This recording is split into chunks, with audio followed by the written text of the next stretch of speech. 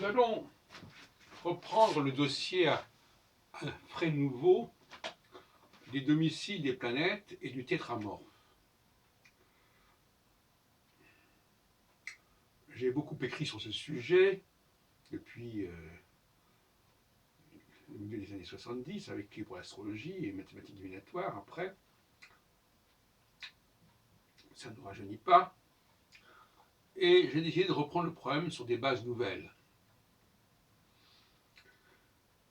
Je vais partir de l'hypothèse, vous savez que le point le plus solide dans toute cette histoire, ce sont les élongations de Mercure et de Vénus par rapport au Soleil. On ne peut pas tricher avec la réalité astronomique quand même, c'est un certain point. Et donc, par exemple, dire que Mercure est domicilié en Gémeaux est une absurdité, puisque le Soleil est en Lion, en domicile. Donc Mercure ne peut pas s'éloigner de plus de 28 degrés du Soleil. Donc la seule position de Mercure sur les deux qui est valable, c'est Mercure en Vierge, évidemment. Et donc on peut dire que les domiciles de Mercure, c'est la Vierge, et pas les Gémeaux.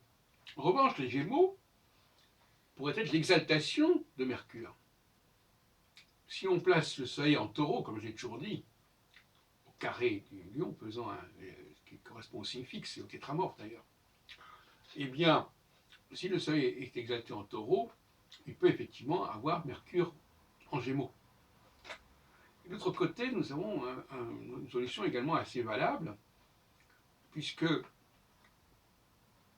s'il faut choisir quel est le domicile de Vénus, est-ce le Taureau ou est-ce la Balance? C'est évidemment la Balance, puisque la Balance est à... Bon, je sais que l'élongation de Vénus par rapport au Soleil, c'est 48 degrés, c'est-à-dire un signe et demi. Donc la Balance, Vénus peut très bien être en Balance et le Soleil en Lion. Et dans l'autre cas, le domicile de Vénus en Taureau, le domicile en Taureau, ça correspond effectivement à la position du Soleil exalté en Taureau. Donc il peut très bien être conjoint à la position du Soleil exalté en Taureau. Donc voilà, ma thèse c'est que, au fond, la tétrabible, c'est une compilation d'ailleurs dont on ne connaît pas réellement les origines, certainement pas apparue avec Ptolémée, c'était certainement bien antérieur, enfin, peu importe. Eh bien, Ptolémée, ou celui qui l'a utilisé, a proposé de combiner les domiciles des exaltations des planètes. Ce qu'on appelle les doubles domiciles, en réalité, c'est la combinaison des deux. Bon, je n'irai pas plus loin ce soir, mais là, je vais vous donner un exemple. Sur les deux domiciles, il n'y en a qu'un seul qui correspond à la position du Soleil, qui est compatible avec la position du Soleil en Lion. Et sur les deux domiciles, il n'y en a qu'un qui correspond à la position du Soleil en Taureau. Et puis je rappellerai que placer Mercure en Vierge, c'est une aberration en exaltation, puisque le Soleil est en Taureau, bon, si on veut encore en Bélier, c'est encore pire. Donc il ne peut pas être à 28 degrés la position du Soleil. Or, il y a une théorie, ce qu'on appelle le thème mundi, le thème du monde, qui veut que ces dispositifs correspondent à une réalité astronomique. Donc il ne faut pas qu'il y ait d'incompatibilité avec l'astronomie, donc il faut respecter les élongations de Mercure et de Vénus. Alors je passe à un autre sujet, dans notre masterclass sur le zodiaque, avec le tétramorphe, il y a les 4 signes fixes, où on vient de voir déjà qu'il y a le Taureau et le Lion, le Soleil étant domicilié en Lion et exalté en Taureau, et non pas en Bélier.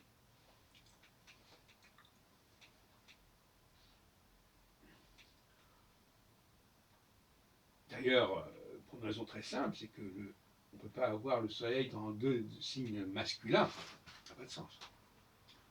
Et puis en plus, le carré est l'aspect par excellence. Et donc, on a le tétramorphe classique, c'est taureau, lion, homme et aigle. Et moi je propose qu'on ait l'axe taureau-porc, hein, taureau le printemps, porc l'automne, et puis lion l'été et l'homme l'hiver, Verseau. Bref. Donc finalement la question qui se pose là encore, c'est pourquoi le porc a disparu de ce système des tétramorphes, comme il a disparu du zodiaque par ailleurs, et pourquoi, pourquoi on a mis l'aigle à la place. Or, dans les almanachs, dans l'iconographie des mois de l'année en rapport avec les activités saisonnières, c'est bien évidemment le cochon qui est hyper représenté, puisqu'il y a deux mois de l'année qui sont liés au cochon, le novembre, les 2 derniers mois d'ailleurs, novembre et décembre. Alors que l'aigle, finalement, bon, c'est pas essentiel dans le système en question. Voilà, donc il y a déjà pas mal de corrections qui s'imposent, et il faut rétablir absolument le porc. C'est dommage pour les évangiles selon Saint Jean, qui sont liés à l'aigle, à mon avis, elles sont liées au porc. Voilà.